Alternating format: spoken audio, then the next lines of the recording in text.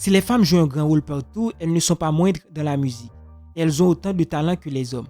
Dans cette vidéo, je vous raconte l'histoire de l'une de ces femmes qui a su marquer le monde musical, notamment par ses chansons, mais aussi par sa façon de provoquer les autres et de faire polémique. Dans cette vidéo, je vous raconte l'histoire de Lady Gaga, une star aux multiples visages. Donc, installez-vous, n'oubliez pas de vous abonner et on est parti. Stephanie Joan Angelina Germanotta naît le 28 mars 1986 à New York. Elle grandit avec ses parents d'origine italienne et canadienne, et sa petite sœur Nathalie dans l'Upper West Side, un quartier résidentiel de Manhattan. Dès l'âge de 4 ans, elle joue du piano à l'oreille avant de suivre des cours particuliers. Imprégnée de religion catholique, la jeune fille entre à 11 ans au couvent du Sacré-Cœur, école pour filles en bordure de Central Park où elle révèle déjà son excentricité. Mise à l'écart, voire brutalisée par les autres élèves, elle commence à écrire des chansons.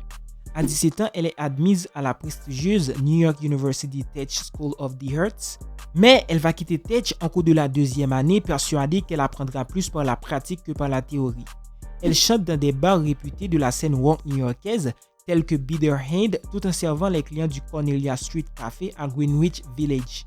Elle vit alors dans le quartier populaire du Lower East Side et commence à travailler avec Rob Fusari, producteur de Beyoncé et de Will Smith.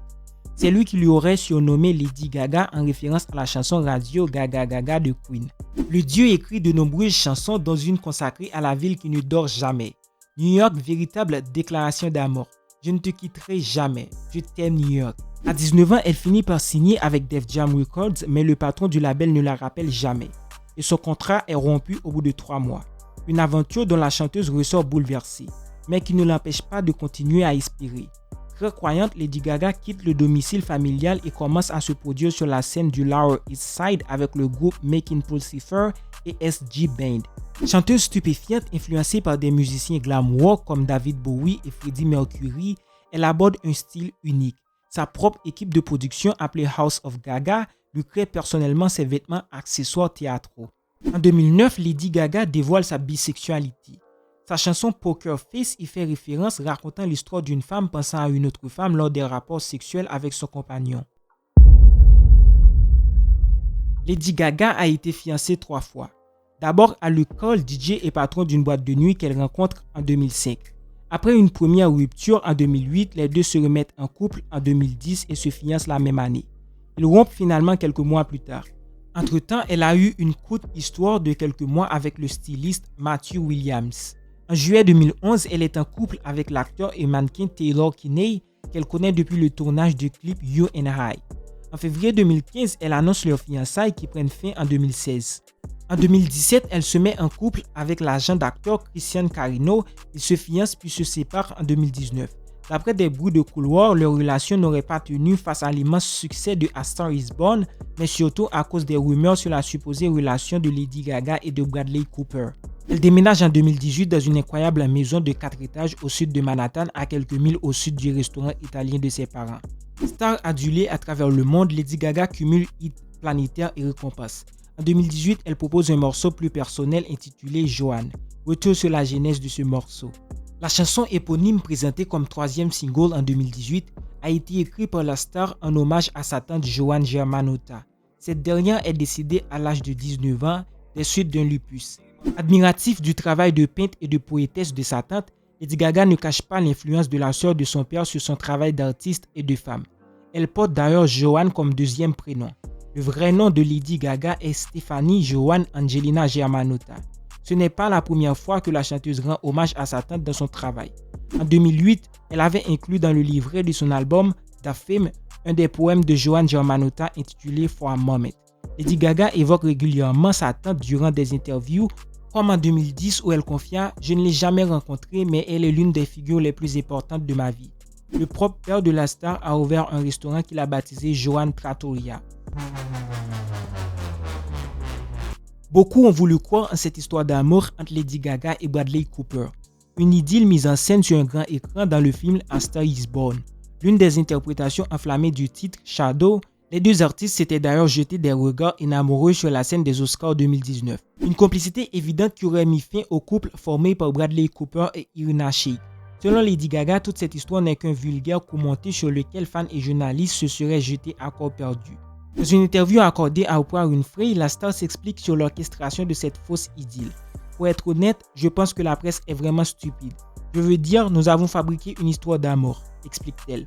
Artiste philanthrope, Lady Gaga s'est engagée dans plusieurs organismes de bienfaisance tout au long de sa carrière. Elle a notamment reversé l'intégralité des recettes de concerts, soit 350 000 € au bénéfice de la reconstruction de Haïti, après le tremblement de terre de 2010.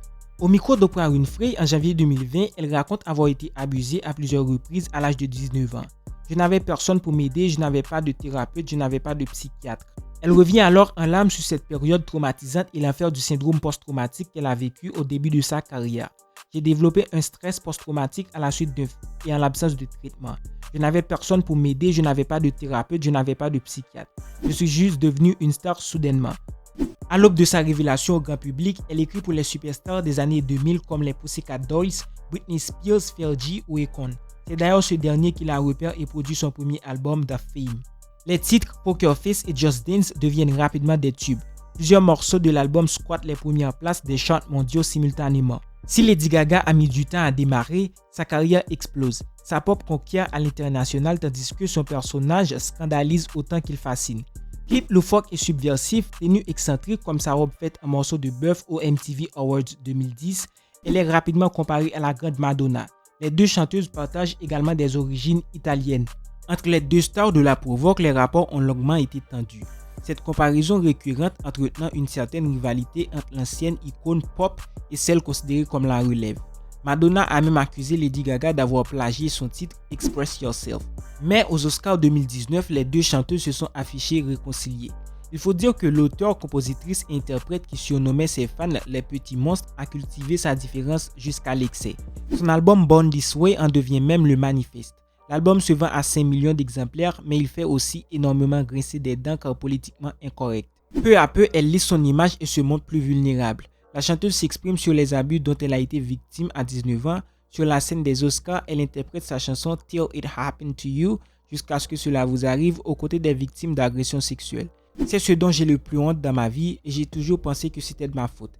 Ce traumatisme n'est pas le seul mot qui fait souffrir Lady Gaga. En 2017, elle est contrainte d'annuler des dates de tournée mondiale à cause de sa fibromyalgie. Dans le documentaire Netflix Gaga, 5 Foot Through, elle sensibilise sur cette maladie très douloureuse et méconnue. La chanteuse n'a jamais caché ses rêves de cinéma. En 2013, elle fait sa première apparition dans Machete Kills de Robert Rodriguez qui lui offre un nouveau rôle 2 ans plus tard dans Sin City. En 2015, Lady Gaga apparaît comme premier rôle de la saison 5 d'American Horror Story. Son rôle d'Elizabeth Johnson, une vampire sanguinaire, lui vaut le Golden Globe de la meilleure actrice dans une série.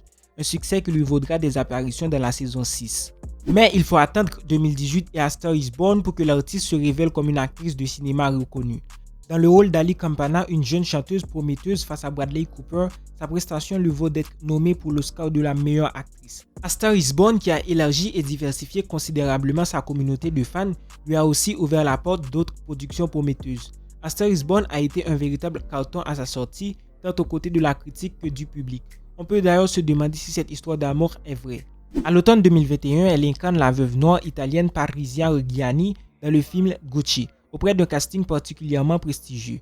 Adam Driver, Jared Leto, Al Pacino et Camille Cotin.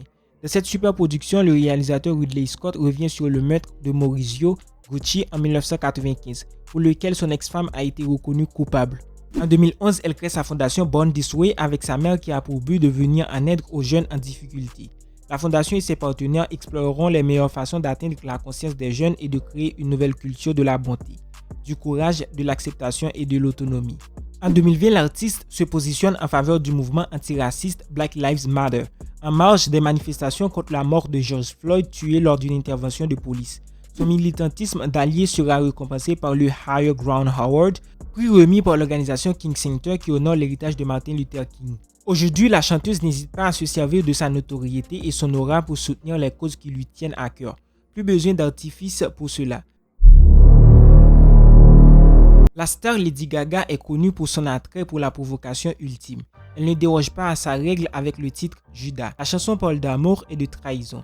Il s'agit de tomber amoureuse à chaque fois d'un mauvais garçon encore et encore. Lady Gaga affirme elle-même la chanson est très noire. Les catholiques choqués par cette chanson. Il n'en faudra pas plus pour choquer de nombreuses personnes dans la communauté des catholiques. Il témoigne, elle essaie de piller l'idolâtrie chrétienne pour consolider ses performances dénuées de talent médiocre et ennuyeuses. Quant à certains fans, ils pensent que c'est un coup de communication, le titre étant sorti pendant la fête de Pâques. Au cours de sa carrière, Lady Gaga a été impliquée dans beaucoup de polémiques, autant brutales que stupides. En 2020, elle rencontre Michael Polensky lors d'une fête organisée par des amis. Depuis, la chanteuse a officialisé leur relation et partage des clichés d'eux sur les réseaux sociaux. Aux dernières nouvelles, ils filent toujours le parfait amour. C'est déjà la fin de cette vidéo. Si vous l'avez aimé, vous pouvez nous mettre un pouce bleu et vous abonner à la chaîne pour supporter la chaîne et aussi pour ne rater aucune de nos prochaines vidéos.